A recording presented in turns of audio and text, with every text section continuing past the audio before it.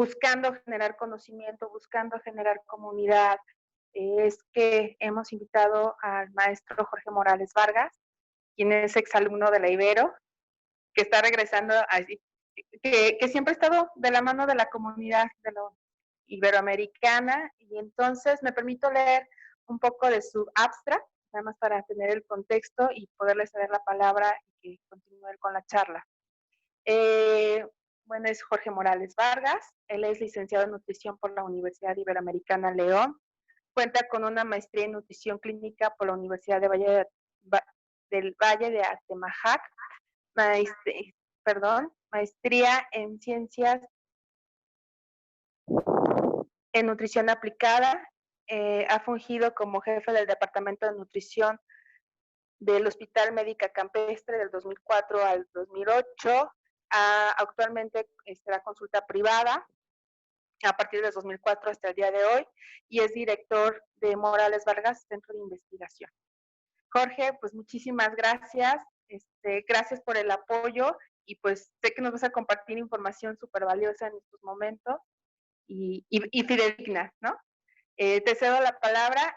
Para todos vamos a estar con micrófonos cerrados para evitar que se vicie. Si hubiera alguna consulta, igual les solicito por favor que lo hagan a través del chat para yo ir, ahora sí que juntando las preguntas que tengan situaciones similares, y al final pues hacérselas a Jorge, ¿no? En este sentido. Pues iniciamos, Jorge. Muchas gracias. Muchas gracias por la invitación, Lupita. Pues me da mucho gusto que estén teniendo ese tipo de actividades, y pues gracias por la invitación a platicar en este tema tan interesante, que nos cayó de sorpresa a todos, nos agarró muy mal preparados a todos, y la verdad es que pues es un panorama absolutamente nuevo y las cosas van a cambiar mucho de aquí en adelante. Y platicando con Lupita en torno a cómo plantear el tema, quedamos con este título para esta charla que se llama Nutrición y COVID-19, factores de riesgo a considerar. Y bueno, pues primero les voy a platicar cómo fue mi primer contacto con el COVID. Ya sabíamos por las noticias que estaban pasando cosas extrañas en China, que había una enfermedad infecciosa emergente, con una letalidad anormalmente alta comparada con la influenza, ¿verdad? Y que era un virus que no se conocía nada, era un virus absolutamente nuevo. Posteriormente empezó a haber un brote importante en Europa, pero localizado en un par de países, que era Italia y que era España, y en ese momento me tocó acudir a un congreso en Toulouse, Francia. Estuve en Ámsterdam y en Toulouse un par de días, un congreso de sarcopenia, y pues la verdad es que pues yo me fui así porque había unos pequeños brotes en Europa que estaban muy localizados, y pues no, realmente no considerábamos que iba a ser algo mayor. Como te digo, todo el mundo nos quedó de sorpresa, y cuando llego a Europa, pues la cosa empieza a descomponerse en cosa de días.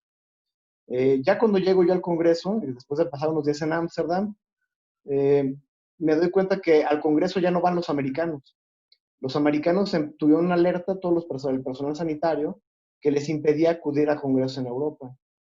Entonces, de la mitad del Congreso estaba vacía. Y el primer día había 200 personas, el segundo día había 150, y el tercer día había 50. Y a la mitad del día nos dijeron, ¿saben qué? Ya váyanse, por favor.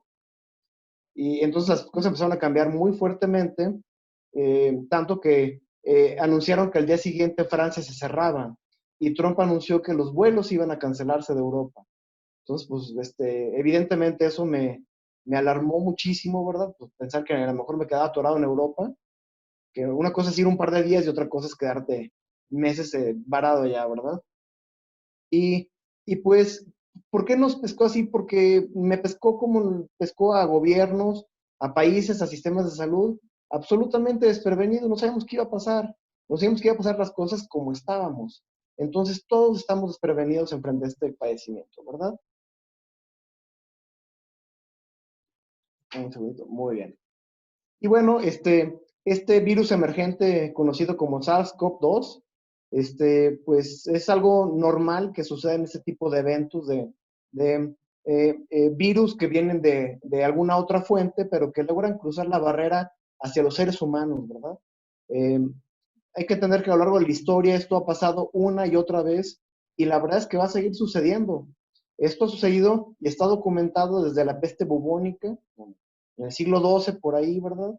Está documentado también en la conquista de México, en los años posteriores a la conquista, que enfermedades infecciosas o enfermedades ya existentes, pero que llegaban a grupos que no tenían exposición previa a este tipo de enfermedades, de repente hacían un desastre en salud, ¿verdad?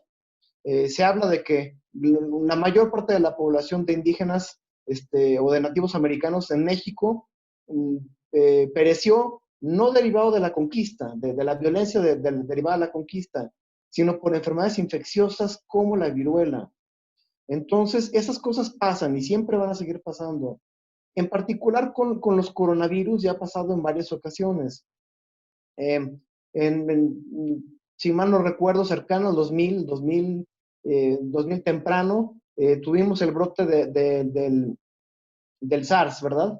De esta enfermedad también que tuvo un origen en China y que fue una enfermedad infecciosa con alta mortalidad, pero que a final de cuentas no fue tan contagiosa. Y ese es uno de los secretos de este bicho, ¿verdad? También se presentó un poco más recientemente otro coronavirus que también en Medio Oriente afectó a una gran cantidad de población, que era el MERS, con una altísima mortalidad, pero que no era tan contagioso. Entonces, nunca llegó a crecer tanto la propagación de este virus y finalmente, bueno, pues llegamos a este año, al año pasado, que empezó la infección, la migración del virus de animales a los seres humanos del SARS-CoV-2 y que al final de cuentas es un bicho bastante exitoso desde el punto de vista que es muy contagioso, ¿verdad?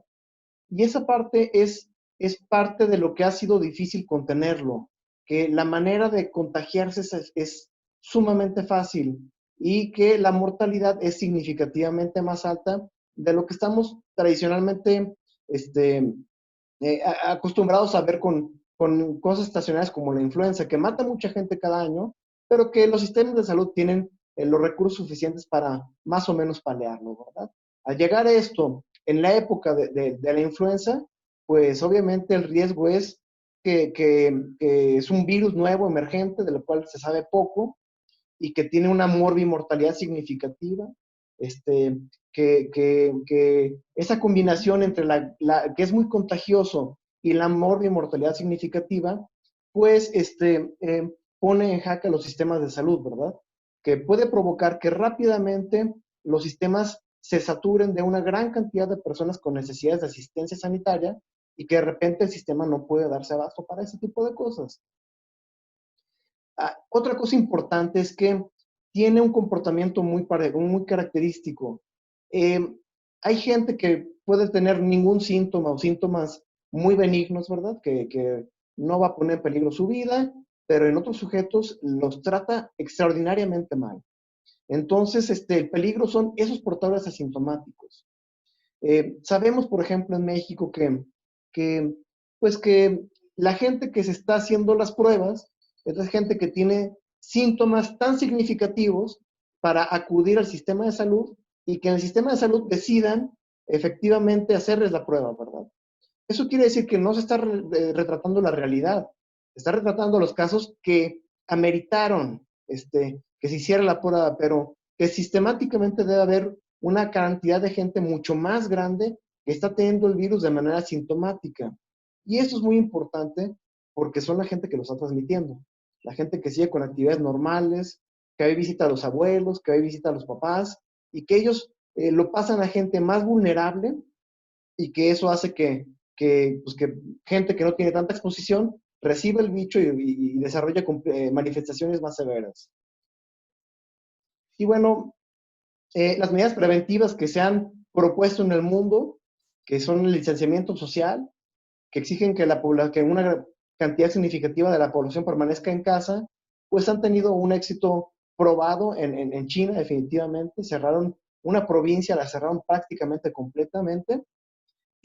Pues de alguna manera con un sistema más preparado quizás para este tipo de condiciones, hay que saber que ellos ya tuvieron experiencias previas con la gripe aviar, con el SARS, y a lo mejor ya venían preparando más, estando más preparados para este tipo de padecimientos, y definitivamente en ellos que lograron encerrar una gran cantidad de gente, y hicieron cosas que en México por los derechos humanos serían impensables, ¿verdad? Como la gente positiva, pero asintomática aún así, se van a aislarse forzosamente a centros establecidos por el gobierno, y eso logró hacer pues que el número de casos disminuyera dramáticamente y están reabriendo muchas de las provincias que estaban cerradas.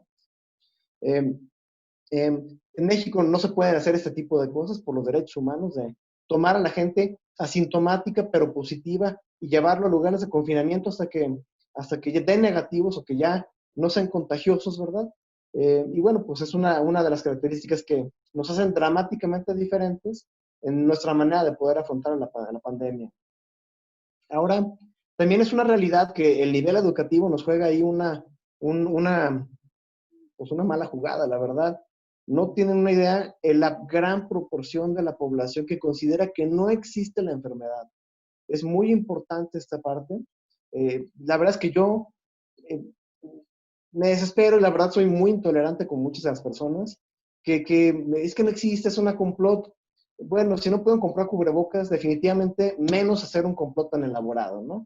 Entonces, esa población es la que no está tomando las medidas de distanciamiento social, las que no creen en que esto es un problema real y que pues es una población que va a seguir siendo un vector de transmisión para esta patología. Entonces, pues es una realidad. Eh, eh, esta situación ya lleva 2 meses y la verdad es que va a propagarse muchas semanas más. La verdad es que en un país como México, con una economía informal tan grande, con gente que no tiene sistemas de apoyo, pues esto es un drama. O sea, la verdad es que se cerró gran parte de la economía durante 2 meses ya, pero la realidad es que el tipo de economía que tenemos no aguanta, no da para cerrarnos otro mes, 2 meses más. Y la realidad es que pues mucha gente vive en la economía informal y que vive con al día, que necesita el trabajo para proveerse del sustento, no del mes, de ese día, ese mismo día. Entonces, pues eso es una realidad que a lo mejor se va a imponer, ¿verdad? Ya quisiéramos tener un sistema que nos pudiera dar el apoyo como Europa, como otros lugares, como Estados Unidos, que mandaban cheques, este, eh, pero en México no es una realidad. También es inviable decir que los patrones de las empresas pueden seguir pagando salarios durante meses y meses sin tener una producción. La verdad es que en México la mayor parte de la industria es pequeña y mediana y que pues, yo como empresario, me considero un empresario, tengo una pequeña empresa, pues si no produce es limitado lo que se puede aguantar. No quisiera pensar en gente como los zapateros, como los curtidores, que podrán tener un estilo de vida, un nivel adquisitivo alto, pero mantener una planta de 100 empleados con seguridad social, con salarios, sin tener ingresos, definitivamente es muy, muy complicado. Y bueno, pues en cómo estamos a nivel mundial, déjenme muevo un poquito esta ventana. Muy bien. Pues bueno, en México, para empezar, platiquemos de Guanajuato. Sabemos que en Guanajuato ha habido 658 casos confirmados, ha habido un número significativo de muertes, pero insistiendo, no se están haciendo suficientes pruebas. Definitivamente el número de confirmados, y eso es lo que no nos tiene que llamar la atención, no representa el número real. Y esto, inclusive, los voceros de salud lo han insistido, que esto no es el número real. Han propuesto un factor para multiplicar este número de confirmados. Algunos dicen que por 8, que por 20, pero definitivamente ha habido mucha controversia en este sentido. No refleja lo que realmente está pasando. Quisiera que pensáramos en este número como en el número de personas que tuvieron manifestaciones tan severas que tuvieron que ir a un lugar, a un centro de atención y que le hicieron la prueba. Sobre todo que le hicieron la prueba, porque ha habido personas que han ido a centros de atención y en lugares más pequeños o con menos recursos y acceso y que a lo mejor no han tenido acceso a la prueba, ¿verdad? Se han reportado 63 muertes y bueno, en México van 56.594. Ayer fue uno de los días que tuvo un incremento mucho más, un incremento muy grande, el mayor incremento se presentó ayer, que fue de más 2.248 sujetos, y sobre todo el número de muertes. Es más que fijarme yo en el número de confirmados, yo me fijo en el número de muertes, que también ayer alcanzamos otro pico, que fueron 424 personas que fallecieron. Esto ahorita quiero reflexionar más sobre las cifras, pero quiero platicarles que a nivel mundial más de 5 millones de personas se han contagiado de este padecimiento y que también las muertes ya se cuentan en 331,000 y fracción personas. Entonces, pues es una cosa que a la que todavía no llegamos a tenerla domada, a la que todavía el mundo no ha llegado a tener una capacidad para controlarla. No tenemos intervenciones terapéuticas reales, realistas, ¿verdad? No tenemos suficientes pruebas para realizarlo. Es una realidad con decirles que ni siquiera tenemos suficientes equipos de seguridad. No solo en México, a nivel mundial, ¿sí? En lugares como España estaban, yo sigo a unos bloggers, gente que difunde ciencia en España, y decían que los personales sanitarios tienen que reutilizar muchos de los equipos de protección, que es una realidad. Entonces, en México no tenemos, sí, pero es un panorama muy, muy, muy generalizado. Ahora, hay que entender que esta patología excede nuestras peores expectativas. Lo que pensábamos que iba a llegar, definitivamente no tenemos ni idea de lo que va a ser, ¿verdad? El sistema de salud está sobrepasado por la demanda, es una realidad. Hay que entender que la economía mundial al cerrarse va en absoluta picada. En México nos agarra en un contexto de que ya veníamos no creciendo, de un año de no crecer, y la economía al cerrarse, pues espera que la disminución del Producto Interno Bruto sea gigantesco, y eso se va a traducir en millones de trabajos perdidos. Hay organismos que lo han estimado en 1,5 millones de sujetos, de trabajos que se van a perder, y que ya actualmente está reportado que más de 700,000 trabajos se perdieron o se dieron de baja en el Seguro Social. Entonces, es algo muy importante, ¿verdad? El mercado laboral está tambaleante, es un gran problema, y pues hay muchas incertidumbres en el mundo post-COVID, para los empresarios, para los trabajadores, cómo va a ser la economía. En mi particular caso, pues estábamos con la aventura de comprar casa, y definitivamente pues nos hace pues, repensar un poquito los planes, ¿verdad? Que a lo mejor no es el mejor momento de comprar casa, por la incertidumbre de qué va a pasar. Ojalá que pronto se nos haga. Y bueno, en epidemiología quisiera platicarles que lo que nos están platicando, que no dudo que sea un esfuerzo bien intencionado, les insisto, este es un panorama que no tenemos ni idea de lo que nos estamos enfrentando. Que ese comportamiento que muchos gobiernos estaban esperando que sucediera, que tuviera un comportamiento estacional como la influenza, pues vemos que los cambios estacionales están haciendo los mandados, ¿verdad? Empezó en una época fría en China, empezó a pegarle en el frío en Europa, a principios de la primavera, ¿verdad? Y definitivamente nos pegó a México en el calor y parece no tener un impacto, al menos no significativo, en la tasa de propagación, ¿verdad? Entonces estamos rebasados, no sabemos qué es lo que nos estamos enfrentando. No se están realizando suficientes pruebas.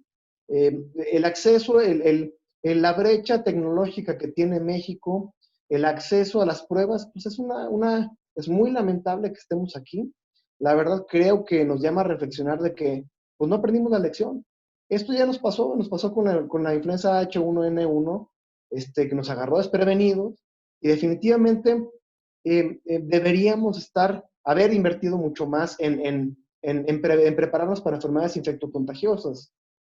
Recuerdo mucho una National Geographic de los 90s o del 2000 temprano, que hablaba de que estábamos esperando la siguiente gran pandemia, que hasta el momento no ha sucedido.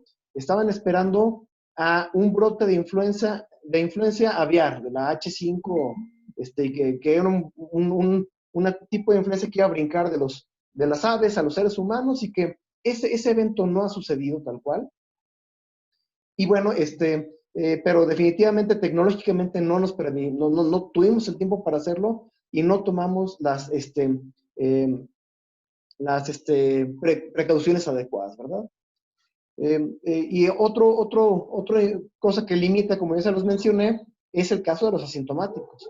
Cualquier cosa que se reporte, nunca haciendo poquitas pruebas en un grupo muy selecto de personas, pues no va a ser no va a ser una realidad.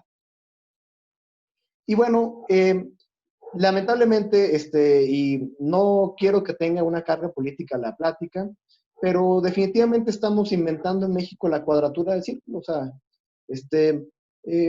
la OMS al principio estuvo de acuerdo, se mencionaba acuerdo en esquemas como el que tenemos ahora de vigilancia epidemiológica. Sin embargo, rápidamente cambió al esquema de prueba, prueba, prueba. Sin embargo, somos el único país del hemisferio occidental que no creemos en las pruebas.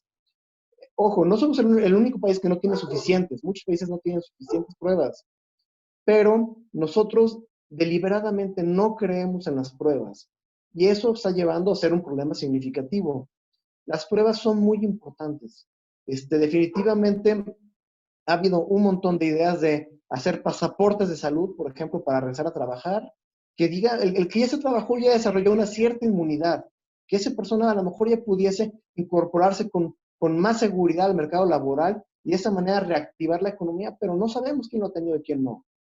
Entonces, pues es una realidad que este señor inclusive se ganó que es el director de la Organización Mundial de la Salud, se ganó la enemistad tremenda y profunda de Donald Trump porque tenía un puntos de vista que diferían de cómo estaba manejando la epidemia en Estados Unidos, ¿verdad?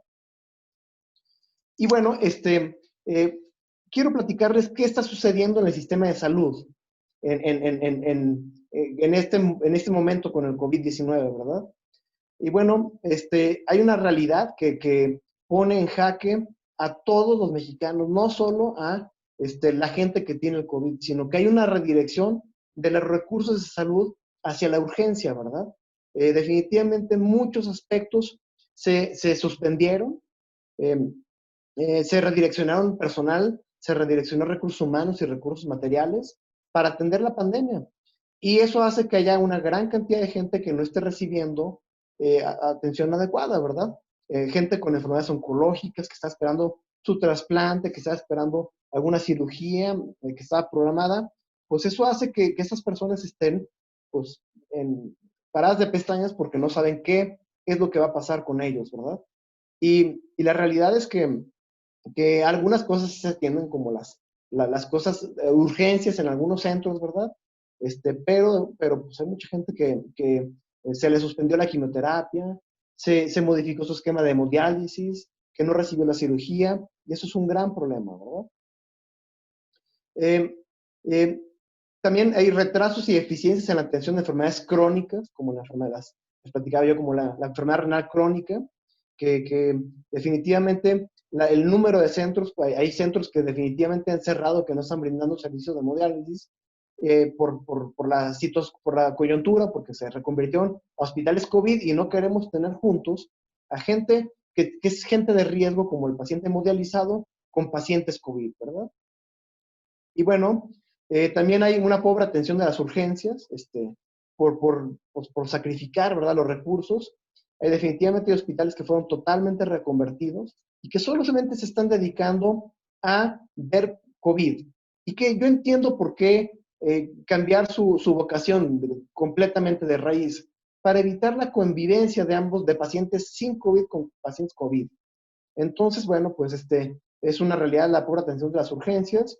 Y otra realidad que a mí me ha pegado con todo es que el público busca evitar consultorios, clínicas y hospitales. La gente no está queriendo ir a los hospitales o a los consultorios porque la idea es que va a haber o puede haber un mayor riesgo. La verdad es que muchos hospitales tienen ya protocolos muy delimitados y están contemplando cómo brindar la atención de la manera más segura. Siempre hay un riesgo, siempre lo va a haber. Hasta subirte al camión implica un riesgo, ¿verdad? Pero existen ya algunos hospitales que están implementando protocolos muy adecuados pues, minimizar los riesgos para el paciente que no es COVID. Y bueno, esta imagen a mí me encantó, que habla acerca de, ahora hay un cambio en el panorama, en el entorno que está pasando de atención de la salud, ¿verdad? Si ahorita, en la primera oleada que tenemos de COVID, todos los recursos se van a redireccionar, paramos muchas de las cosas que les platicaba yo, de los otros servicios de gente que necesita atención de salud, pero los paramos por el momento. ¿Y qué es lo que va a pasar? Pues que eventualmente esta oleada va a empezar a ceder. ¿Cuándo? No sabemos cuándo.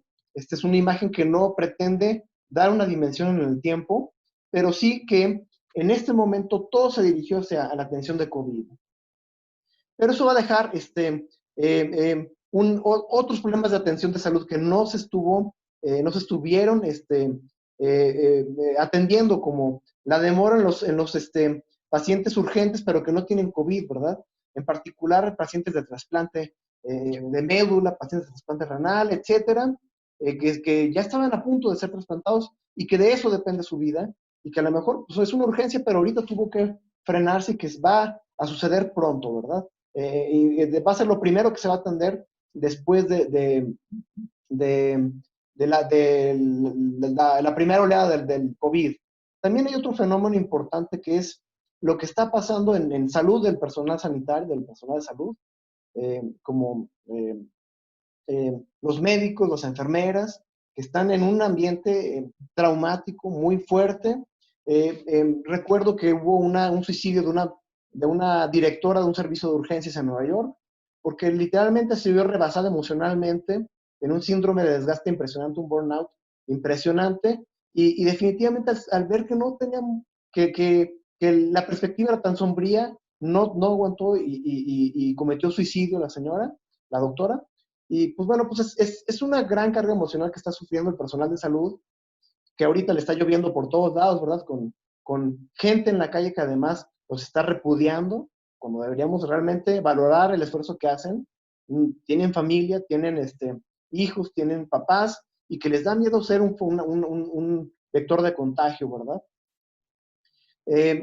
También es importante que se pueda atender más adelante la atención de enfermedades crónicas que a lo mejor no son tan urgentes o que pueden postergarse un poco la atención, pero que definitivamente es gente que necesita atención y que no se estuvo atendiendo durante este momento. Entonces, solo les quiero ejemplificar con esto que hay cambios dramáticos en cómo se están atendiendo los problemas de salud, tanto COVID como no COVID, y que esto implica pues que mucha gente está sufriendo porque no directamente, bueno, por padecer COVID, sino por problemas de salud mal atendidos por la contingencia. También me gustaría, antes de pasar a la parte de grupos de riesgo, mencionar que pues, nos agarra en un mal momento esta condición, ¿verdad? Ningún país está preparado para el COVID, ninguno. Ni Estados Unidos, ni China, ni Europa está preparado, pero que México está peor preparado, la realidad. Y que la verdad es que esto nos agarra en un mal momento, ¿sí? Y bueno, hay que entender quiénes son los grupos de riesgo para enfermarse gravemente. Les platicaba yo que el COVID no trata igual a toda la gente, que definitivamente hay grupos de edad o grupos de población que son más susceptibles a desarrollar manifestaciones severas de COVID y que tienen un mayor riesgo de morir por esta patología, en particular como el asma moderado o grave. Es un grupo de riesgo importante. La enfermedad renal crónica, en particular los sujetos que están sometidos a hemodiálisis, que van 3 veces por semana al hospital a hemodializarse, son un grupo de riesgo importante. La gente que tiene EPOC, una enfermedad pulmonar obstructiva crónica, ¿verdad? Es muy importante, es una población importante. La gente con diabetes, en México es grandísima la proporción de gente con diabetes. Sujetos inmunosuprimidos, ¿verdad? Por algunas enfermedades que los inmunosuprimen, o por algunos tratamientos que los inmunosuprimen, como el paciente oncológico, como el paciente con SIDA manifestado, ¿verdad? No con VIH. El sujeto con VIH controlado no está inmunosuprimido, pero el sujeto que ya presenta SIDA sí es un sujeto con un mayor riesgo. También los sujetos con hepatopatías, con enfermedad hepática, sujetos mayores de 65 años, eh, adultos mayores institucionalizados. Ya en México ha habido en Tabasco, según yo, y en algún otro lugar ha habido brotes en asilos de ancianos, en casas de retiro, ¿verdad? Y eso es muy grave porque están viviendo en lugares, en un lugar confinado, varios sujetos, y a lo mejor va un familiar a visitarlos, y con una persona que se contagie, puede haber un brote impresionante dentro de un centro de pura gente susceptible a desarrollar manifestaciones severas. También las afecciones cardíacas, que en México también somos supercampeones, ¿verdad? La hipertensión, la enfermedad cardiovascular es muy importante en México. Y finalmente, sujetos con obesidad. Entonces, pues, pensando en los factores de riesgo que les he mencionado, pues la verdad es que deberían llamarnos la atención muchos de ellos, como condiciones altamente prevalentes en México. Esos factores de riesgo son los que reconoce como factores de riesgo para manifestaciones graves el Centro de Control de Enfermedades de Estados Unidos, que es una autoridad en enfermedades infectocontagiosas, ¿verdad? Y bueno, es una muy buena información que tenemos, ¿verdad? Y entender que México está muy mal parado en este sentido, que tenemos una alta prevalencia de muchas condiciones como esta. También, ¿cómo recibimos a la pandemia? Pues México nunca ha estado preparado en salud, siempre hemos sido, nunca hemos podido tener un sistema de atención de salud adecuado que cubra con las necesidades de toda la población. Podemos ver que los sistemas como el IMSS, como Secretaría de Salud, están evidentemente rebasados, normalmente, digo, no en esta coyuntura. Y bueno, aquí quiero mencionar que en particular México destina una cantidad muy pequeña del Producto Interno Bruto para el gasto total de salud, ¿verdad? Que incluye no solo en medicamentos, cirugías, sino también cuestiones de promoción de la salud. Sabemos que en México somos muy buenos, hemos sido un ejemplo a nivel mundial en combatir enfermedades infectocontagiosas con los esquemas de vacunación, ¿verdad? La verdad es que México ha sido una autoridad a nivel mundial en este sentido. Sin embargo, en otro tipo de enfermedades, como las enfermedades crónico-degenerativas, somos un fracaso rotundo, ¿sí? No hemos logrado combatir efectivamente la pandemia de obesidad. No hemos logrado, o sea, es una realidad. Y todas las patologías asociadas a la obesidad, como la diabetes, la hipertensión, la enfermedad cardiovascular, las hepatopatías, la cirrosis, el hígado graso, etcétera. Entonces, pues nos agarra muy mal parados en cuanto a lo que le destinamos de salud, ¿verdad? A per cápita son $916 contra 3,265, pues definitivamente estamos mal parados, pero no es una cosa de este gobierno en particular, que eso ya venía siendo una deuda generacional en la atención de salud. Eh, y ahora, entrado en este gobierno, que hubo cambios importantes en el sistema de salud, sin juzgarlo buenos o malos, pero el cambio genera incertidumbre, reacomodos, nos generan nuevos procedimientos, diferentes cargas para algunos esquemas de salud, como el ISSSTE y el IMSS, y eso qué es lo que hace, pues que nos agarre peor parados todavía. Adicionalmente, el sistema de salud en México sufrió recortes presupuestales importantes este año. Entonces, pues bueno, pues nos llama la atención de que pues, no estábamos preparados, nunca lo estuvimos, pero quizá ahora estemos peor preparados. También una cosa importante es la dirección, las voces de la gente que la tomamos como referencia, ¿verdad? Sabemos pues que el presidente y muchos políticos pues son el referente de la población, ¿verdad? Es la gente que sale en las noticias, en los periódicos dando su opinión, y definitivamente tenemos datos contradictorios, siempre los hemos tenido, entre gobernadores, presidente de la República y las autoridades de salud, tanto locales como federales. Entonces, por un lado podemos ver este reporte, esta noticia que estuvo publicada en abril, me parece el 27 de abril, que cantando victoria de que ya domamos a esta bestia, al coronavirus. Sin embargo, cuando vemos ayer que tuvimos el mayor número de contagios y el mayor número de muertes en el 20 ayer fue 20, me parece que sí, el 20 ya con esto del reclutamiento, del confinamiento, uno pierde los días, pero ayer tuvimos uno de los peores días y es un mensaje contradictorio. Y les voy a decir por qué es grave este mensaje contradictorio. Porque de por sí hay una cantidad de gente escéptica de que esto no funciona y que como nunca lo vieron, nunca se enteraron, pues peor, ¿verdad? Y que cuando ya se canta victoria, la gente que sí estaba tomando las medidas de cuidado personal, distanciamiento social, pues como ya se acabó, ya lo domamos, eso relaja el ánimo de la gente, los cuidados, ¿verdad? Y les voy a platicar, pues, qué está pasando.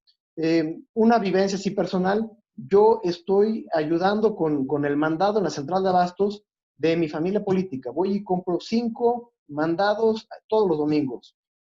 Pues al principio había poca gente en la central de abastos, pero muy disminuida la afluencia de gente. Y la mayor parte de la gente con cubrebocas y viendo con recelo a la gente alrededor. Este fin de semana pasado había un 10% de gente con cubrebocas y la afluencia de la central de abastos yo creo que estaba casi normal. Era una kermés total, como lo es normalmente, y pues a mí no me preocupó poquito, me preocupó muchísimo, porque en Guanajuato estamos apenas en la fase ascendente de contagios, ¿verdad?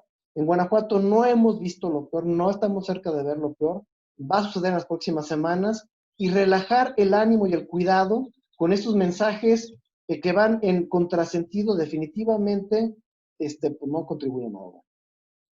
Quiero dejar bien claro, esto es el mensaje, no tiene nada que ver con la carga política de esta parte, pero definitivamente hay gente que lo ha tomado con más seriedad, algunos gobernadores se han crecido en su papel, en su liderazgo, y han tenido un papel más realista de que pues esto apenas viene, ¿sí?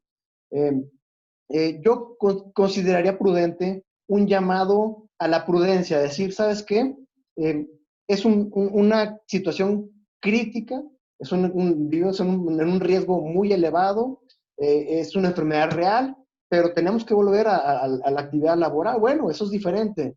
Llamarías a extremar los cuidados, a que el peligro sigue afuera y que no estamos confiándonos, pero aún así pues hay que volver a la normalidad porque el sistema no da para más. Tenemos que regresar a trabajar, lamentablemente, pero no relajándonos. Ese es el punto, ¿verdad? Y bueno, también otra de las cosas que nos agarra muy mal parados es en salud en México.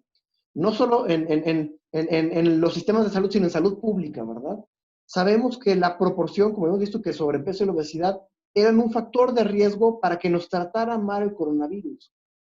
Sabemos ahora que una gran proporción de la población en México está presentando sobrepeso o obesidad, ¿verdad?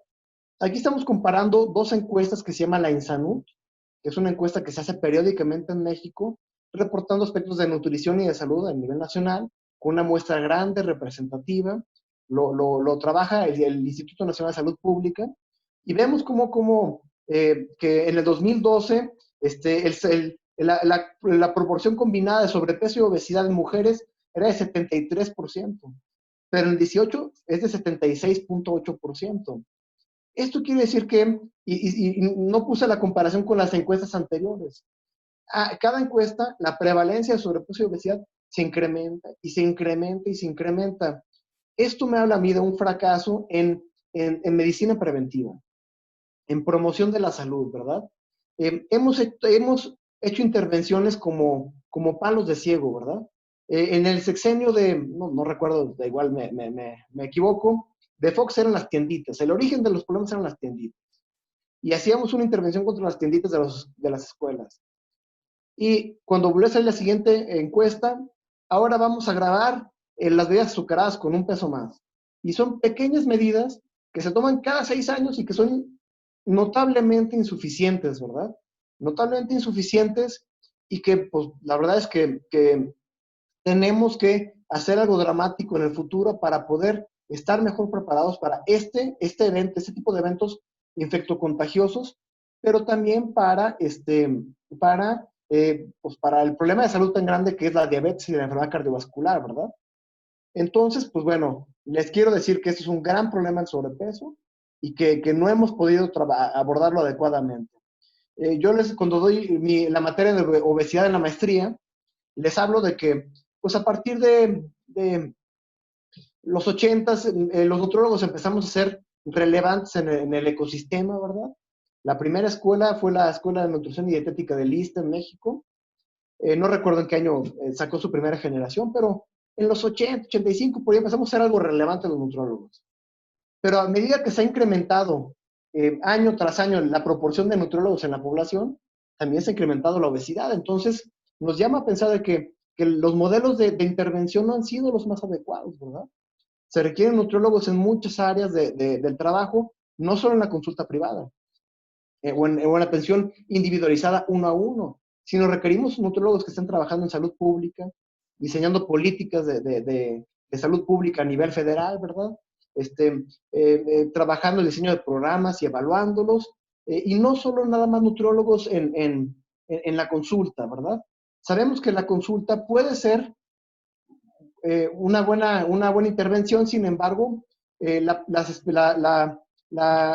tasa de fracaso en la consulta individualizada es muy, muy elevado. Y no tiene que ver con la mano del nutriólogo, sino que para que un tratamiento de control de peso tenga éxito, se requieren implementar modificaciones conductuales en la que no todos los pacientes se comprometen, ¿verdad? Y modificaciones conductuales a largo plazo, no unas cuantas semanas para bajar de peso y luego regreso a lo anterior. Acá está, muy bien. Ahora, otro de los problemas de salud pública que son muy importantes es la hipertensión. La hipertensión, como parte de ese grupo de enfermedades cardiovasculares que hacía que nos tratara peor el COVID, sabemos pues, que hay una gran cantidad de gente en México que está teniendo hipertensión y que esto se ve alarmantemente incrementado cuando comparamos el 2012 al 2018, ¿verdad? En el 2012 consideramos que se tenía una prevalencia estimada de 9.3 millones de personas con hipertensión. Si nos ponemos a ver ahora, pues es casi el doble, ¿sí? Esto habla que también el aspecto de prevención, pues que está fallando, lo refuerza la idea, ¿verdad? Entonces, es muy importante la hipertensión como un problema de salud pública, no solo en tiempos del COVID, sino en general, ¿verdad? Se asocia con enfermedades, con eventos vasculares cerebrales, con infartos, etcétera, que es un gran problema de salud pública en México. También la diabetes mellitus, ¿verdad? Que es un problema gigantesco en México. 6.4 millones de personas en el 2012 estaban diagnosticadas como con diabetes, ¿verdad? Sin embargo, ahora se estima una prevalencia que yo creo que se quedan súper cortos, de 8.6 millones de personas en México con diabetes. La verdad, considero yo que esta cifra, entiendo que la limitación metodológica y que la proyección, pero en mi experiencia creo que la prevalencia es muchísimo mayor, ¿verdad? Hay una gran proporción de la gente que no se da cuenta que tiene diabetes y que se da cuenta hasta cuando desarrollan la primera complicación, ¿verdad? De la diabetes mellitus. Entonces, vivieron con diabetes muchos años sin saberlo. Y eso es muy importante, es muy, muy común en México, es un gran problema de salud pública. Inclusive, estamos hablando de las primeras causas de muerte en México, en adultos, ¿verdad? Sabemos que la primera, bueno, se están ahí discutiendo los primeros lugares, la enfermedad cardiovascular, la diabetes mellitus y algunos tipos de cáncer que tienen muchas veces que asociación con la obesidad. Y bueno, también otra de las cosas importantes es que nos agarran en un México muy sedentario, nos agarra muy mal parados la pandemia porque México no hace ejercicio, que definitivamente va de la mano pues con la epidemia de obesidad y de diabetes y de hipertensión, que no podamos hacer ejercicio.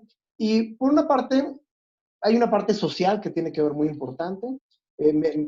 Platicándolo con mi mamá, me decía, es que a mí, de joven, nadie me dijo que el ejercicio era algo deseable o bueno, sino son conceptos que se empezaban a propagar muchísimo después, ¿verdad? Que ahora mi mamá hace ejercicio frecuente, regularmente, pero esa idea de que era algo que tenían que hacer todos, hombres y mujeres, pues no era una realidad, ¿verdad? Ahora, también hay una cosa de desarrollo. El modelo de desarrollo económico del país influye mucho en que no hagamos ejercicio, ¿verdad? Yo pongo yo cuando estuve viviendo en el extranjero, viví en Canadá unos años, me recuerdo que eran horarios o jornadas de 8 horas, pero de 8 horas en serio. Y que a las 5 de la tarde había muchísima gente afuera haciendo ejercicio, dedicándole tiempo a la familia, etcétera, etcétera. Ahora es muy diferente el panorama en México. Me pongo a ver una secretaria o un oficinista que trabaja de 9 a 2 y luego toda en la tarde regresa de 5 a hacer otras cuantas horas de trabajo, ¿verdad? A lo mejor también es mamá, esa asistente, y tiene que llegar a preparar alimentos, a atender hijos, a convivir familiarmente. ¿Ustedes creen que tiene, y aparte le dedica un par de horas, 1 hora al transporte público, creen que llega con ganas de hacer ejercicio? Difícilmente llega con fuerza, con energía y con ganas de hacer ejercicio. Entonces, bueno, pues eso nos habla de que ahora que somos humanistas, el modelo de desarrollo debería fomentarse también en el ser humano, ¿verdad? En que pueda fomentarse que la actividad física y que el sujeto tenga suficiente tiempo para ese tipo de cosas. Entonces, de nuevo voy a hacer la pregunta, ¿cómo recibimos a la pandemia en México? Lo recibimos gordos, enfermos, diabéticos, hipertensos. Y eso es un gran problema, ¿verdad? Por ahí he visto algunas gentes reflexionando, perdón, mi fiera está ahí ladrando, el home office nos representa retos. Este, es importante que algunas gentes están discutiendo por qué la tasa de mortalidad es tan alta en México, sobre todo en jóvenes, porque es diferente que en otros países. Puede ser fenómenos de cómo se está muestreando y reportando, pero también una realidad importante es que la prevalencia de las enfermedades crónico-degenerativas es absolutamente distinta en México que en otros países, ¿verdad? Entonces, pues eso nos pone en un lugar mucho más vulnerable. Muy bien. Ahora, ¿cómo prevenirnos o cómo prepararnos para una posible infección? Yo quisiera que pensáramos que nos estamos preparando para una posible infección. O sea, que en el panorama de que no va a haber una vacuna pronto, ¿verdad? Que a lo mejor va a tardar meses, 1 año en llegar la vacuna, pues que a lo mejor muchos de nosotros vamos a acabar teniendo una exposición al virus y desarrollando la enfermedad, ¿verdad? Pero ¿qué es lo que tenemos que hacer? Primero, tomar todas las medidas preventivas. No porque a lo mejor en algún momento nos vaya a tocar, debemos relajar la disciplina, ¿verdad? Definitivamente va a haber intervenciones terapéuticas cada vez mejores. La mortalidad va a disminuir con esas intervenciones terapéuticas. Nada más cosas como que nos lleguen los ventiladores que compraron en enero, que van a llegar, que pues bueno, ya los cancelaron, van a llegar mucho más adelante los ventiladores. Pues nada más que haya recursos hospitalarios para atendernos, es importante, ¿verdad? Que no saturemos, que no lleguemos enfermos severamente a un servicio de salud que esté totalmente rebasado, sino administrar la tasa de contagio es importante, intentar prevenirlo con las medidas de sana distancia, lavado de manos, etcétera, ¿verdad? Hay que dimensionar el riesgo. A muchos de nosotros que nos vamos a contagiar probablemente, digo, Dios no quiera, pero es una realidad, vamos a tener manifestaciones benignas, que a lo mejor no van a poner en peligro nuestra vida. Mira, voy. Ok, yo he tenido un par de compañeros, de amigos que se han enfermado de COVID y que han tenido manifestaciones muy, muy benignas, pero también conozco gente que no ha tenido manifestaciones benignas. Entonces, bueno, pues entender que si nosotros tenemos manifestaciones benignas, aún así somos un potencial agente para transmitirlo, ¿verdad? Es importante, digo, yo soy una persona que me gusta saludar, abrazar, pero pues ahorita no se puede, sí, es un problema grave y sobre todo con las personas más vulnerables hay que tener mucho cuidado. Yo tengo la premisa o la consigna de todo el mundo está contagiado, ¿sí? De todo el mundo me tengo que cuidar, ¿sí? Sin ser grosero, sin nada, pero salgo con cubrebocas, procuro tocar superficies, porque eso es una realidad, ¿verdad? Hay que dimensionar el riesgo, que si yo probablemente desarrollo una manifestación benigna, puedo pasarle el bicho a mis papás o a algunos pacientes míos que atiendo, entonces tengo que ser extraordinariamente precavido. Tenemos que proteger a las poblaciones vulnerables, a los adultos mayores, es bien importante, el Día de las Madres, el Día de de los abuelitos, pues a lo mejor no va a poder ser la realidad. Es una manifestación de amor sacrificar ese momento que habitualmente hacemos un pachangón increíble, pero una manifestación de amor es, pues a lo mejor ese año no va a haber, o a lo mejor lo manifiesto de otra manera. Es muy importante, ¿verdad? También la gente que convive con enfermos inmunosuprimidos o con personas que están sujetos a hemodiálisis, ¿verdad? A mí en particular ahorita estoy atendiendo mucha gente en hemodiálisis y la verdad es que pues son gente vulnerable, o sea, tanto que he llevado a desarrollar, que estoy implementando una estrategia de telenutrición, de nutrición a distancia, para no tener que pedirles que vayan otro día más al hospital a que yo los atienda. También hay que disminuir en nosotros mismos y en nuestros familiares los factores de riesgo modificables. El tabaco, miren, yo se los dice un exfumador, es lo peor del mundo. El tabaco, definitivamente nos hace mucho más vulnerables, es un factor de riesgo, ¿verdad?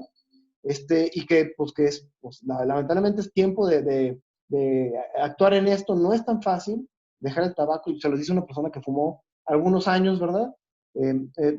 Igualmente les platico que los cambios conductuales, como dejar el cigarro, son muy complejos. Nos cuesta mucho trabajo realizarlos con éxito. Adoptar ese cambio a largo plazo, ¿verdad? Yo recuerdo que lo dejaba y que en alguna fiesta, pues, se acercaba a alguien fumado y que, pues, me llamaba la atención y que volvía a empezar a fumar. Gracias a Dios logré con mucho esfuerzo dejarlo, pero es algo que yo le sugeriría que todo el mundo debería dejar. La diabetes mellitus, bueno, la primera es prevenirla, ¿verdad? Pero si ya tenemos diabetes mellitus, lo primero es controlarla, ¿verdad? Definitivamente las concentraciones anormalmente altas de glucosa impiden mi capacidad para hacer frente a esta infección o limitan mi capacidad. Entonces, si tenemos diabetes, a tenerla bien controlada y si no, a prevenirla. Quisiera cerrar mi puerta, ¿sí? No, ya me la aventé, se cayó. También la diabetes es muy importante, el asma, ¿verdad? Yo como una persona asmática que fumaba, by the way, pues sé que la tengo. ¿Qué es lo que tengo que tener? Tener todas mis medidas de control. Estoy tomando mis vacunas, estoy tomando mis sprites, mis aerosoles que me dejan el médico, que no son aerosoles, ya son polvos, ¿verdad? Y pues estar lo más controlado que se pueda del asma. Gracias a Dios, en esta época del año, mis manifestaciones son muy, muy, muy leves, ¿verdad? También, que en torno a nutrición en particular, ¿qué es lo que dice la Organización Mundial de la Salud? Bueno, pues es que hay que comer alimentos frescos, sin procesar todos los días, ¿verdad? Eso nos llama a modificar una práctica que estamos haciendo en México. Yo, que me jacto de ser amo de casa, cuando voy al súper veo horrorizado los carritos y a lo mejor soy muy juzgador, ¿verdad?, con la gente, pero veo con horror a las personas con sus carritos llenos de puros productos industrializados. Y definitivamente tienen una proporción de energía mucho mayor, de conservadores, y a lo mejor son pobres de muchos nutrimentos. Entonces, llamar a tener una dieta fresca. Perdón por los perros, es que aquí hay como una pelea en la colonia. Eh, perdón, hay que beber suficiente agua todos los días. Es otra de las recomendaciones muy importantes que nos dice la OMS. Hay que preferir bebidas no azucaradas, ¿verdad? Porque es otro de las cosas que nos pueden llevar a tener un incremento en el consumo de calorías. La gente no entiende que el consumo de refresco representa un riesgo para ellos. Y definitivamente el consumo de refresco está asociado con el incremento en la prevalencia de obesidad. La revista de Salud Pública, en una publicación ya no tan reciente, hablaba de que en México en promedio consumimos 621 mililitros de refresco al día, que son como 300 calorías. El puro refresco, o sea, tomarnos un refresco de 600 es suficiente para, a la larga, provocar un balance de energía positivo y hacernos subir de peso. Entonces es muy importante las bebidas azucaradas, pero en su extensión, porque luego la gente dice, no, yo no tomo refresco, mejor denme un Jumex, ¿verdad? O un juguito. Bueno, pues el jugo es también una bebida azucarada y las aguas frescas inclusive, ¿verdad? Yo las considero una fuente de azúcar que hay que limitar. Y bueno, consumir cantidades moderadas de aceite es importante. La recomendación de modificar los esquemas de cómo cocinamos los alimentos, evitar alimentos capeados, fritos y empanizados, y preferir otro tipo de preparaciones que requieran menos cantidad de aceite. Ojo, el aceite no es malo, es un nutrimento, pero el preparar alimentos con una proporción tan elevada de aceite definitivamente no es adecuado para nosotros. Entonces, preferir cosas como guisar, se puede guisar con un poco de aceite, obviamente, horneados, al horno, al vapor, etcétera. Hay muchas maneras de preparar la comida que no tiene que ser frito o empanizado. También disminuir el consumo de azúcar y de sal es importante. Sabemos que en los mexicanos y en la población mundial en general, el consumo de sal excede los requerimientos fisiológicos de sal. O sea que consumimos mucho más de lo que necesitamos. Y esto es un problema de salud pública importante, ¿verdad? La sal está en todos lados, en los productos industrializados, en los potenciadores de sabor, en el consomé, en el glutamato monosódico, en los conservadores, en el jamón, en un montón de cosas. Entonces la sal está en todos lados. Entonces disminuir el consumo de sal es importante, también de azúcar. Yo les platico que el azúcar es un bien nuevo. ¿Sí? Luego los pacientes me dicen, es que me hace falta el azúcar. A lo mejor le hace falta como un satisfactor, pero una necesidad fisiológica de azúcar, pues no existe. Azúcar añadida a los alimentos, me refiero. Si una persona consume carbohidratos complejos, nunca va a desarrollar una hipoglucemia, no va a tener una situación por el estilo. Tenemos que entender que el consumo de azúcar añadida, el azúcar refinada o el azúcar morena, es algo que hasta hace poco tiempo fue accesible a nivel mundial. Antes había miel y algunas otras formas de endulzantes, pero que eran difíciles de conseguir y sin la industrialización eran complicado para poder comprar, hacer un bien caro, ¿verdad? Complejo. Ahora, con la revolución industrial, el azúcar es un bien absolutamente simple de conseguir, muy poco caro, muy económico más bien, y que por eso hemos llegado a tener consumos de azúcar tremendos en la población, ¿verdad? Entonces hay que disminuirlo importantemente. Yo les puedo platicar que realmente usamos muy poca azúcar en la casa y generalmente cuando la consumimos es para alguna cosa que hacemos, alguna cosa que horneamos o algo por el estilo, alguna receta. Pero en general procuramos evitar el azúcar añadida. También evitar los alimentos fuera de casa o preparados fuera de casa. La realidad es que es un riesgo, todo lo que está preparado fuera de casa es un riesgo, desde la manipulación del empaque, pero también son alimentos más altamente energéticos, ¿verdad? El que hace la hamburguesa o la torta, que a pesar que es la torta que me dejó el nutriólogo, pero la hizo la señora de Tortas del Plaza, y que son tortas que son, pues hechas con la idea de estimularnos, que estén riquísimas, pero no forzosamente de ser un alimento muy equilibrado, ni limitado en calorías, ni nada por el estilo. Ojo, yo llamaría más que evitar a limitarlo. Importantemente, aquí nosotros sentimos el compromiso de apoyar a la economía local aquí en la casa, y una vez a la semana procuramos comprar algo, ¿sí? La semana pasada me fallaron muy gacho porque me mandaba una pizza quemada, pero bueno, seguimos apoyando a la comunidad, intentando comprarlo. Por el resto de la semana intentamos hacer ejercicio, intentamos consumir alimentos preparados localmente por nosotros, con ingredientes frescos, ¿verdad? Entonces es muy importante, y si lo piden algo por afuera, mucho cuidado con sanitizar el empaque o cambiarlo inmediatamente, porque puede estar contaminado por los manipuladores del alimento o por el que lo llevó a la casa, etc. Y bueno, hay una realidad, que el confinamiento y el estar en la casa es un problema grande. Déjame ver, porque luego Lupita ya me está viendo con ojos de que me estoy pasando. El confinamiento es un problema grave, que nos pone en riesgo de aumentar de peso, ¿verdad? El confinamiento, pues a muchos de nosotros nos cambió la dinámica de ir, por ejemplo, al gimnasio, de ir a correr afuera, a la deportiva, y pues eso hace que estemos más tiempo confinados dentro de la casa, sin hacer ejercicio, con una ansiedad creciente, comiendo a lo mejor más alimentos ahí satisfactorios para poder dejar escapar esa ansiedad que a través de la oralidad, ¿verdad? Y pues eso puede llevar a que aumentemos de peso en el peor momento para tener sobrepeso. Entonces tenemos que evitar la ganancia de peso durante el confinamiento. Es muy importante que hay muchos nutrólogos que están ofreciendo servicios de telenutrición, que es una modalidad que la presenta la American Dietetic Association. Y bueno, que al final de cuentas es válida en situaciones y contextos en los cuales no se puede dar atención nutricional presencial, ¿verdad? Intenten hacer modificaciones por sí mismos. Si no se puede, por favor soliciten ayuda. Es muy importante eh, que intentemos evitar la ganancia de peso, intentemos mejorar nuestra dieta y prepararnos para un potencial contagio con COVID.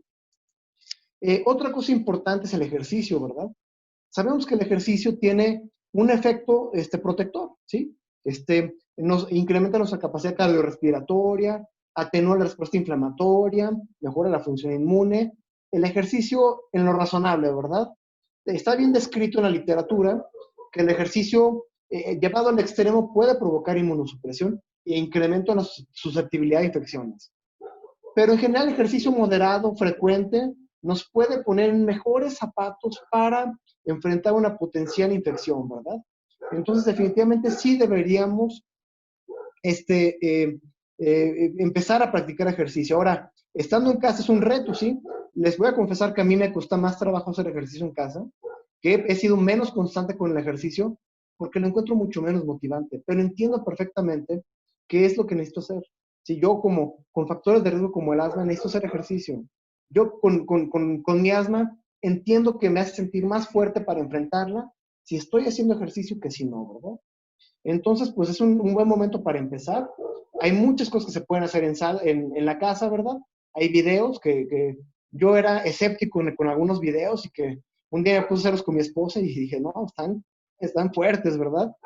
Entonces hay muchos recursos que se pueden hacer, pero ya hay que empezar a llevarlo a la práctica, no hoy, no hay que hacerlo en la semana que entra, sino ya ahorita hay que empezar, ¿sí?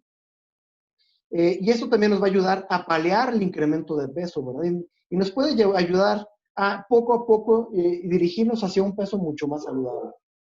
Eh, entonces, por favor, el ejercicio hay que empezarlo. Y bueno, como conclusión, ahorita para abrir como un poquito la charla, hay que tomar todas las medidas para la prevención. ¿Sí? Eso nunca va a dejar de ser importante. Hay que educar a las personas que están en nuestro entorno, en los cuidados personales. Les voy a platicar. Nos toca, en el centro de investigación, llegan los pacientes con factores de riesgo, todos, y llegan y no creen. ¿Cómo que no crees? O sea, nada nos ganamos con decirte que te pongas el cubrebocas y te lavas las manos, no pierdes nada, ¿sí? Pero están muy escépticos, hay que procurar educarlos, ¿verdad? En particular con la persona con la que nos ayuda en la casa una vez por semana. Yo tuve una plática con ella, yo no queremos que vaya a tome transporte público, entonces vamos a su casa por ella, para que ella tampoco se exponga, pero ella de camino a casa estaba escuchando que, no, que eso no existe. Oye, espérame, me preocupa que digas que no existe, porque aparte vas y atiendes a otros adultos mayores, trabajas con adultos mayores. Y el que no creas que no existe, no solo pone en riesgo a los adultos mayores, sino también tu fuente de trabajo. O sea, no te conviene. Hay que extremar todas las precauciones y educarlos y ayudarlos a que entiendan que es importante, ¿verdad? Que a lo mejor hay que seguir trabajando, pero que, que hay que extremar precauciones, ¿verdad? Hay que mejorar nuestro estado nutricional y nuestro sistema inmunológico, ¿verdad? Y nuestra capacidad cardiorrespiratoria. Hay que hacer todo lo posible para estar lo mejor preparados, para que eventualmente, si nos llegue, que nos lleguen mejores condiciones, ¿verdad? Y por el momento quisiera dejar aquí la plática y abrirlo a preguntas y respuestas. Espero que les haya sido de mucho interés. De nuevo, agradezco a Lupita la invitación, a Gerardo por el apoyo tecnológico y pues cualquier cosa, comentario que estoy al pendiente.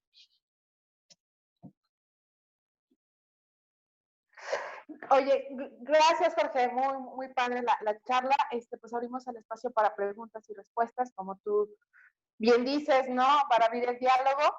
Yo tengo un agradecimiento, no hablaste mal de los tacos, hablaste mal de las tortas. ¿De las qué? De los las tacos, tortas. mal solamente de las tortas, eso me tranquiliza. Sí. No, una consulta, ¿cuáles son los carbohidratos complejos? Mencionabas que hay que evitar, pero ¿cuál sería como un ejemplo de ellos? Mira, qué bueno que se me salió esa, creo que no utilizó esa palabra, pero por ejemplo, las pastas, la tortilla, los frijoles tienen carbohidratos complejos, el arroz, son fuentes de carbohidratos que normalmente van a cubrir con mi requerimiento para mantener mi glucosa sanguínea en condiciones normales, ¿verdad?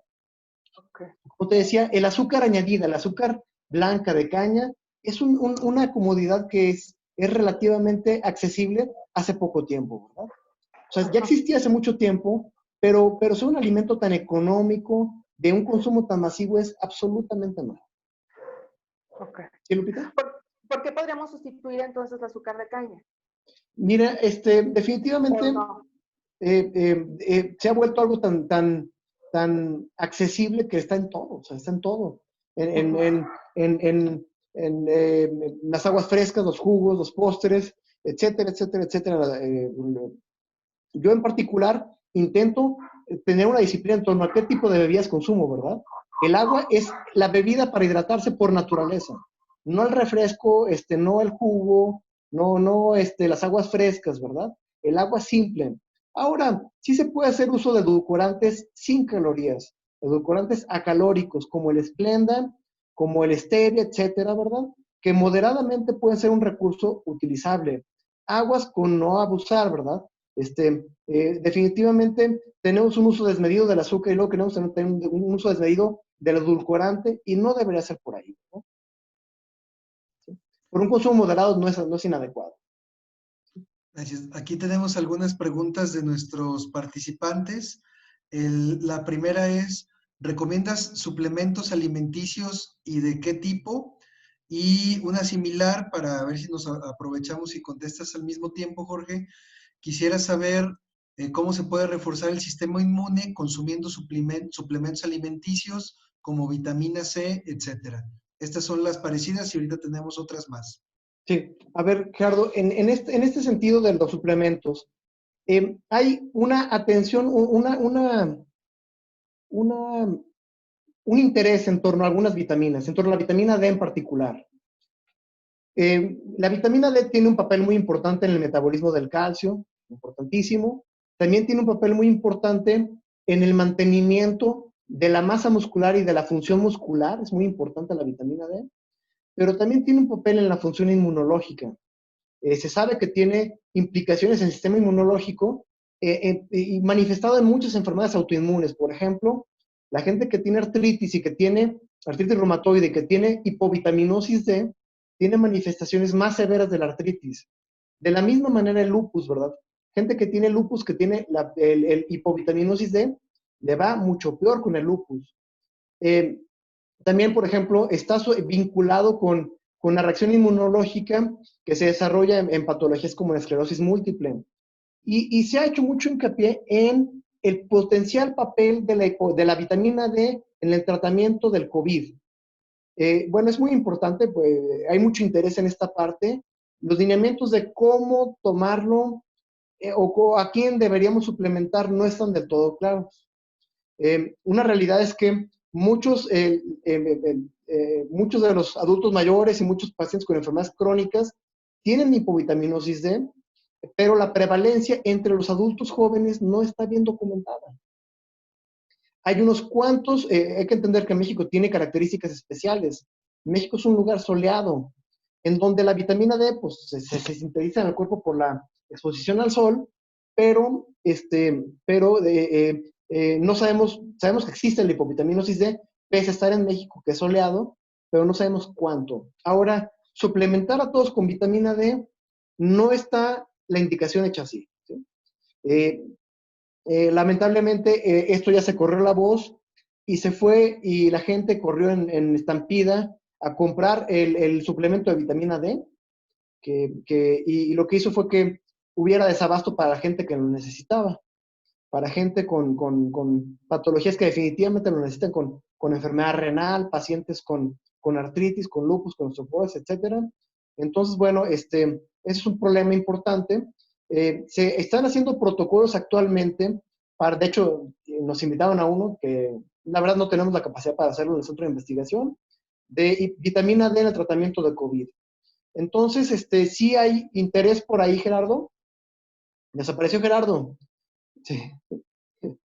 Perdón, me llamó la atención. Sí hay interés, sí hay interés en la vitamina D, pero no sabemos todavía bien los lineamientos y creo que es prematuro decir a todo el mundo que salga y que empiece a tomar suplementos de vitamina D. Hay que entender que es riesgosa la vitamina D, que sí hay toxicidad por tomar mucha vitamina D.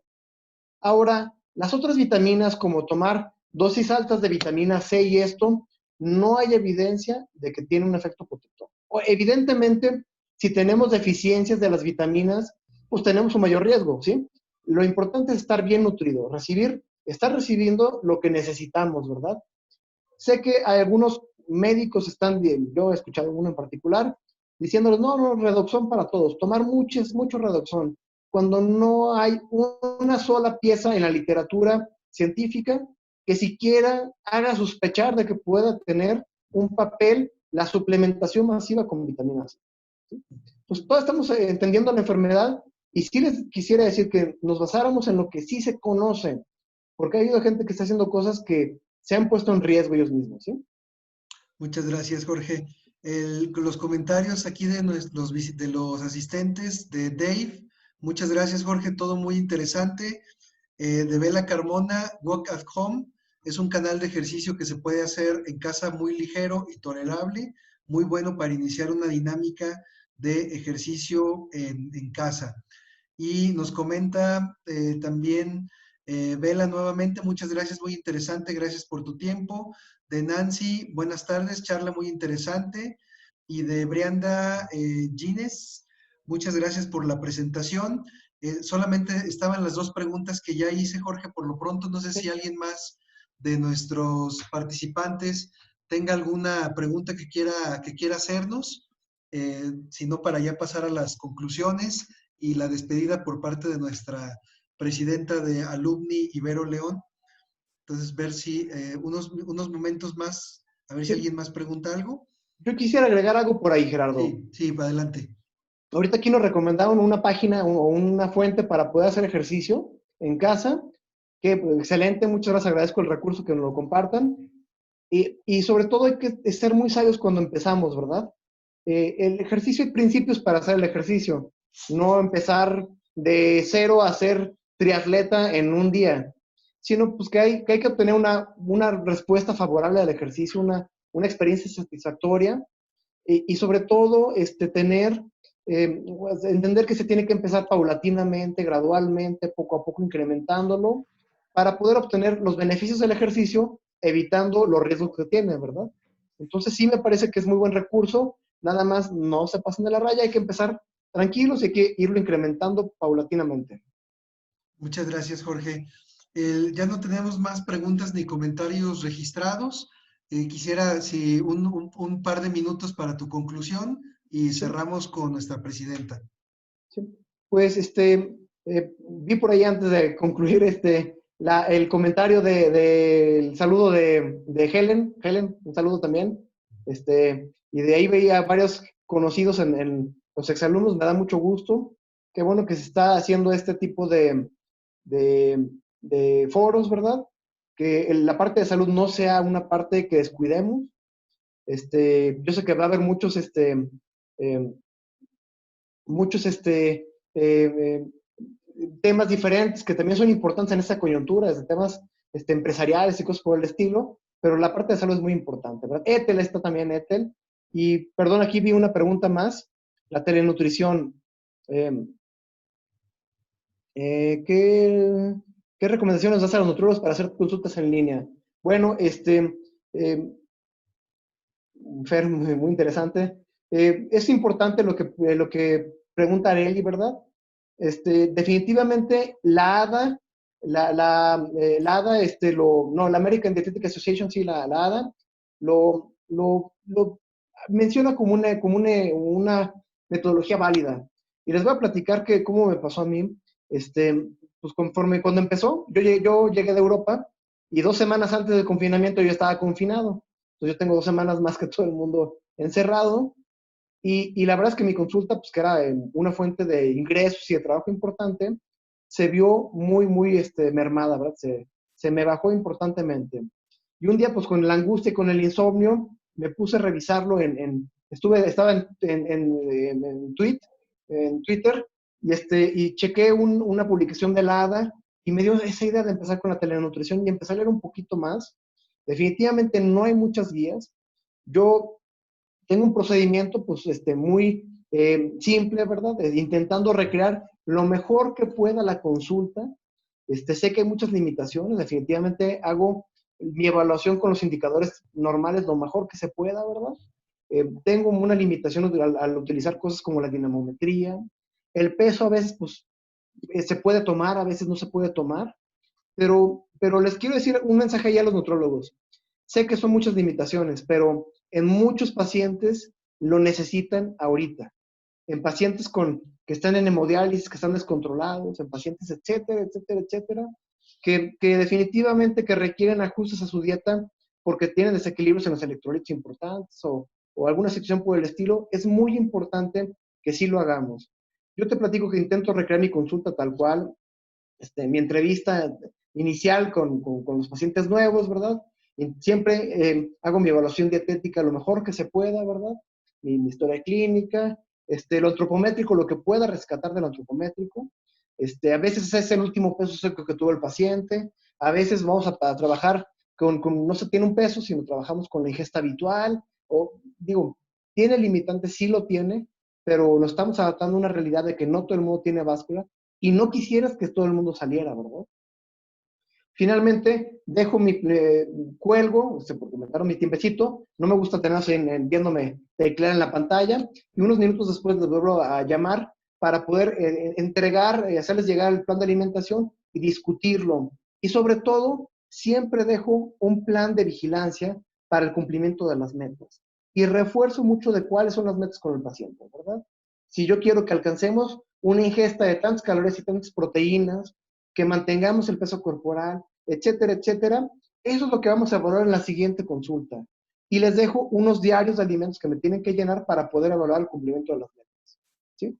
A grandes rasgos, no hay nada escrito en la literatura así que lo escriba paso a paso, pero es como yo lo estoy haciendo. Muchas gracias, Jorge. ¿Sí? De Ethel Cermeño, excelente información. Jorge, saludos. Fernanda Velasco, muchas gracias, muy interesante. Claudia Baeza, excelente, muchas gracias. De Mario Alberto Mondragón, muy interesante, gracias. Y Baeza Sara, información muy interesante, importante, muchas gracias. ¿Algo más que quieras agregar, Jorge? Si no, ya para cederle la palabra a nuestra presidenta para la clausura y el cierre de la conferencia. No, pues muchas gracias, sería todo por mi parte. Cualquier cosa estoy al pendiente, ¿eh? Muchas gracias. ¿Algunos datos de contacto, Jorge, que nos puedas dar? Sí, pues se los pongo aquí en el chat, si quieren. Mi contacto es MNC. Perfecto. Lupita, si nos haces favor para el cierre, la presidenta de la Sociedad de Exalumnos de Alumni Ibero León, para que nos des tu mensaje de cierre, por favor. Bueno, básicamente agradecer a todos los que pudieron a bien conectarse, a apoyarnos a difundir también la invitación. Obviamente, la idea de estas charlas es, pues, hacernos llegar la información veraz, ¿no? Y para mí, cuando contacté a Jorge, somos de la generación, ya sé que me veo más traqueteada, porque él sí hace ejercicio y cuida su nutrición. Pero era eso, o sea, el dar información real, ¿no? Porque de pronto, la verdad es que a mí me preocupa, como que hay muchos coaches que te dan tips, que te dicen que hagas, que dejes de hacer, que desayunes de cabeza y cosas así, ¿no? Muy, muy raras. Y para nosotros era como muy importante desde la comunidad Exibero retomar la expertise, el conocimiento, el profesionalismo de alguien que se ha preparado, que es súper exitoso, que es Jorge. Y sé que hay muchísimos más nutriólogos, pero bueno, Jorge, la verdad es que ha sido alguien que siempre se ha mantenido cercano. Y bueno, pues agradecerte, Jorge, porque justamente al leer tu currículum no queda más que decirte gracias, gracias como por compartir esto, gracias por toda la información que nos brindas, como el panorama desde lo nacional, a lo que tenemos que hacer, lo que tenemos que cuidar. Gracias a todos. Vamos a seguir con esta dinámica. Ahora sí que también queremos que se sigan sumando a esta comunidad Exibero. Habrá otros temas, por ahí la siguiente sesión que vamos a tener o que tenemos prevista es el padre Felipe Espinosa, nos dará una charla acerca también de la espiritualidad en esta época, ¿no? El hacer desde el ser en este momento, ¿no? Que también considero que es como importante retomar esta función del ser humano y pues abrirnos también a este espacio, ¿no? De meditación, pues, ahora sí, ya vimos la parte médica, los alimentos dónde están y ahora pues dónde está Dios, ¿no? O si está o no está, o no sé. Eso nos lo explicará un poco más el padre Felipe. Bueno, pues así les vamos a ir dando como información de las charlas. La verdad es que también como alumni estamos probando esta nueva dinámica y esperando pues contar también con su apoyo, ¿no? Con su apoyo de difusión, con el apoyo de que también nos hagan llegar comentarios, por ahí les vamos a enviar una encuesta acerca de esta actividad y que también nos hagan llegar como qué temas les gustaría, qué tipo de charlas, puede ser en este momento a nivel profesional. Gracias, Jorge, también porque comparte esta experiencia de nutriólogos con otros nutriólogos, ¿no? En algún inicio decíamos, bueno, darnos información de nutrición, que estudie relaciones industriales, con una relacionista industrial pueda pues, llevar a cabo un comunicólogo, un ingeniero civil, un arquitecto, porque también somos un universo bastante vasto de perfiles, de maestrías y de doctorados. Entonces creo que agradecerte, porque fue una charla muy linda, muy dinámica, con mucha información, muy digerida. Pues bueno, comunidad de exalumnos, o sea, ahí seguimos, esperamos seguir contando con su apoyo. ¿Va? Gracias. Muchas gracias a todos, les agradecemos y estén al pendiente de nuestras redes sociales.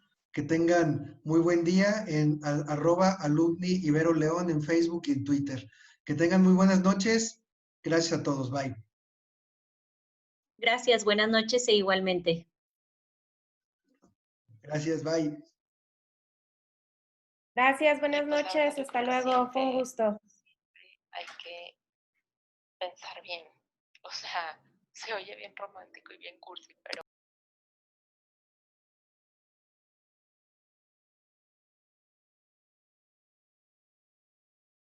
Gracias, buenas noches.